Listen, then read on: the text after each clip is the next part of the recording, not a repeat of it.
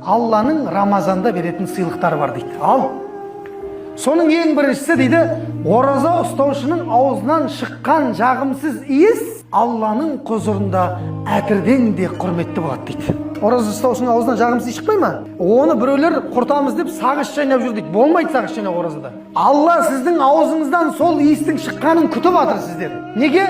Мақтанғысы келіп жатыр ғой. Көрдіңдер ма менің пенделерімді? Менің бір ауыз сөзімді жерге тастамай, менің парызымды орындап, періштелерге мақтанады ғой. Екінші сыйлығы дейді, Алланың бүкіл періштелері таң сәріде ауыз бекіткеннен бастап, кешкі міне ауыз ашарға дейін Алланың бүкіл періштелері ораза ұстаған пенде үшін кешірім тілеп тұрады дейді.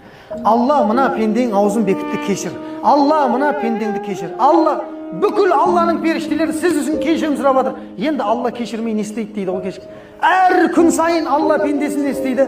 Кешір алады екен Рамазанда. Ана қараңыздар.